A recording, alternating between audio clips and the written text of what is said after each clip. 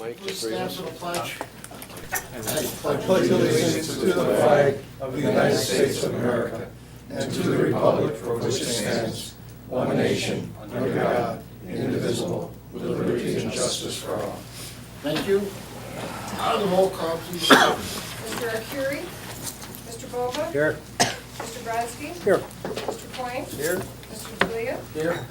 Mark Ford? He's here. Mitch Ford? Mr. Motolo? Here. Mr. Smith? Ms. Chesney? Here. Mr. Williams? Here. And Mr. Zawaya? Here. Thank you. You have in your packet the December 15, 2014 draft minutes from that meeting. Is there a motion to approve? Frank, a second, Vince. Any corrections, deletions, additions? All those in favor? Aye. Anybody opposed? Thank you.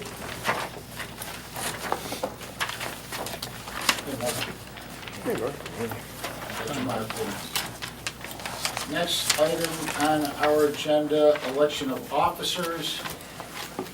We had sent something out regarding our current officers. Is there anyone interested in any of the positions that are officers? Steve's very enthusiastic about this. Anybody? Is there any kind of a motion out there? I motion that we keep the same slate of officers we've had in the past year. I'll second it. Any further discussion or names? All those in favor? Aye. Anybody opposed?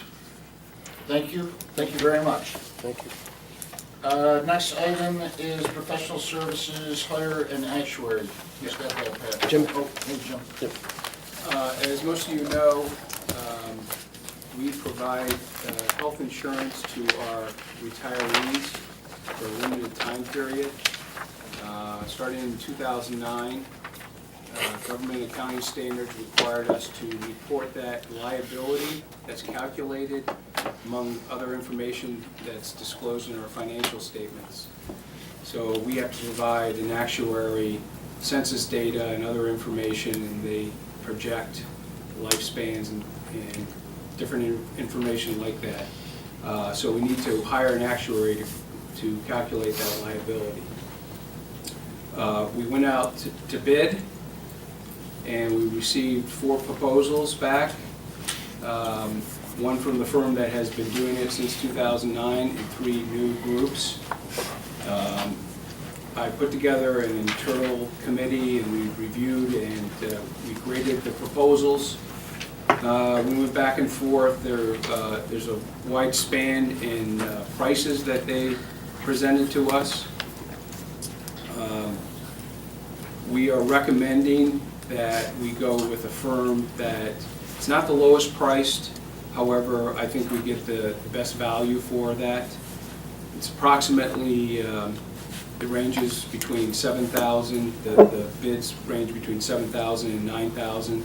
The firm that was doing it before was around $9,000, $10,000. So there's a low bid of $7,000. It goes up to $10,000. So we're recommending the firm that I think proposed $8,000. However, they're a little larger firm than the lowest bidder. If that makes sense. And so they're a medium-range firm that we feel as though can do the job. Any questions? Where's the, do we have a motion? I don't see it. No, I didn't see it. We get a resolution? No, there is no. Okay. No. And And the name of the firm? is the Burke Group. Yes. When the Finance Committee met, we looked at the experience of each of the companies with respect to working with authorities, working with government, and also one that we felt had the staffing and the table of organization that could be helpful. Not the low bid was a small. It looked like a mom and pop, which is fine, you know, and might have done a very good job, but just for the protection of the organization, we thought we'd have one with a little more experience with authorities and a stable of professionals. more than just the owners. So you The recommend, the Jim? committee recommended, I should mention, Rocco's not here, but we had a finance committee on and the finance committee recommended. I believe it was on Thursday, that we had a meeting. So I'll move to approve the work group. Is there a second? I'll second. Any further discussion, questions, comments? All those in favor? Aye. Anybody opposed? Thank you. Committee reports, finance, was there anything else, Bruce, that you guys thought? No, not at this meeting. No, nothing. Is there anything on the finances, Jim? No, we actually, for December, we actually had a pretty good month. We had a recovery in our consumption. Our receivables are down, which is a good thing. Our collections was up for the month. So we ended the 9-month year, if you remember, we're now in a calendar year, so December 31st, we actually ended pretty well going into the new calendar year, starting January 1. So we'll be providing, as we move into the next year's audit here, we'll be providing more up-to-date numbers. We're just refining some of those numbers as we go along, but the report you have is our first blush at where we stand at the end of the year. Any questions for Jim? Thanks, Jim. Executive Director's report? Yep, I have just a couple items. One, last Wednesday, we had a meeting here at our offices. It was myself, Dick Goodney, and one of our engineers, Dave Jones. We met with the town of Frankfurt representatives, Joe Kinney, the town supervisor, and John Wallace, who's on their town board, who's also a former water board member. They're interested in jump-starting their concept for a water district that was put on hold all the way back in 2002 when we first ran into our dispute with the state. So they're dusting off their plans. They have to renew their study. They're looking at various options. Dick and Dave had the maps out and showed them that they have a little bit more flexibility now that we have another tank online that didn't exist back then. And so they're hiring an engineering firm as we speak to update their study, look at their costs, and decide what sort of options they want to present to the public. But they're intent on moving ahead, and that's a good thing now that we've gotten past our dispute with the state. We're going to hopefully see more and more of these projects get off the drawing board and get water to people out there on wells that need it, and maybe help some of these towns do some development. So we'll keep you posted as we go through that process. Next thing I wanted to mention is that the study for the water regionalization for western side of Oneida County is underway. We had a very good meeting about a month or so ago. The next meeting coming up is going to be next week up at Rome City Hall. We're moving it around a little bit. But it stays on target and on course, and we're expecting a final report by late June or so.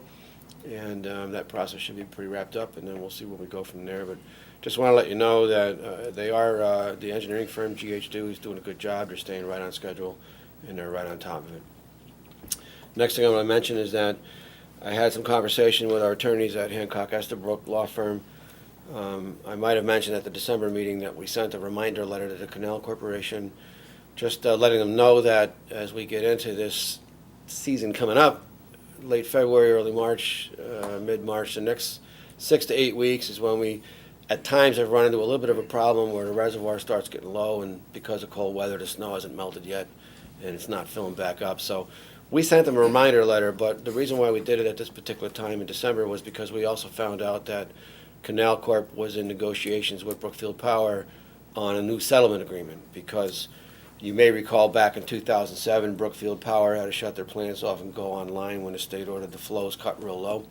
They filed a claim in the Court of Claims down in Albany for financial damages, and that was supposed to go to trial December 1. And so we had every intention of going down there and being present for the trial, but it got postponed, and then we found out that it was because there was a negotiation going on, and we are now told that they have in fact reached a settlement between the state, the Canal Corporation, and Brookfield Power. It's not filed in court yet, but I asked our attorneys to file FOIL requests to both the Canal Corporation and the Attorney General's office, just so we can get our hands in the agreement and see what's in it. You know, we're hoping that it's a good agreement. It's going to give Canal Corp flexibility and allow them to be, better able to meet their obligations to us at the same time they're meeting their obligations to Brookfield. But we do want to see the agreement and what's in it, and I'm sure we'll be having additional conversation with the Canal Corp as we move forward and probably be sending them some follow-up letter after we get to see this agreement. But once we have it, if there's anything in there that's adverse to us, we'll certainly let you know right away, and then talk about where we go next. Last thing I want to mention, you might see some new faces in the room today, and a little bit of a different setup with the cameras. As you recall, we did an RFP for our videotaping services, which we hadn't done in several years. And the low bid was a very qualified firm. Mark Santa Maria, sitting in the corner, is now doing it. And I can't introduce you to his team because I don't know you folks, but welcome.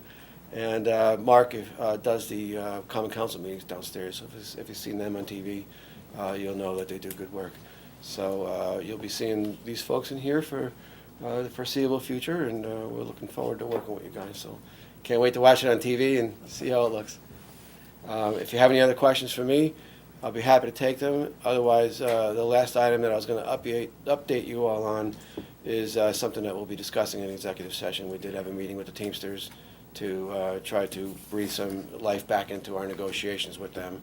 That got stalemated for quite a while for a number of reasons that you'll hear about in executive session. So our labor attorney, John Corcoran, is here from Hancock Estabrook Law Firm. And unless you have any other questions for me, yes. Oh, and we got to get a date for the February meeting. Thank you for the reminder. The third Monday in February is also a holiday. It's the President's Day holiday.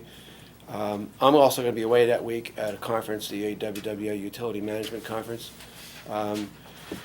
If you want to move it to Tuesday and meet without me, that's okay. But otherwise, it might be best to maybe back it off and do it the following Monday, which I think is the 24th? 23rd? Oh, 23rd. I'm sorry. Coincidentally, if we move it to the 23rd, then 4 weeks later, March 23rd would be another date, and then at that point, 4 weeks later, puts it right back on the third Thursday in April.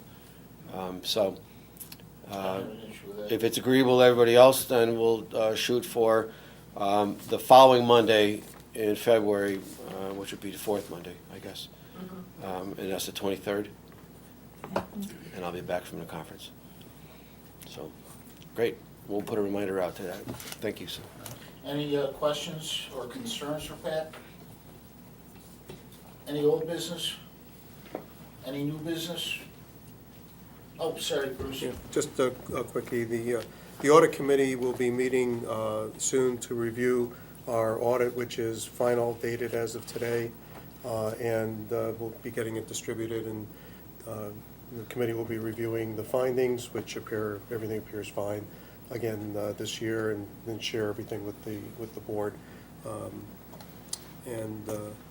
What I wanted to say was that after the audit committee meets, we hope to set an agenda of things. There's a couple of items I would like to suggest to the committee, but if there's any items that people think the audit committee should know about, should review, please let me know so that we can take a look at it.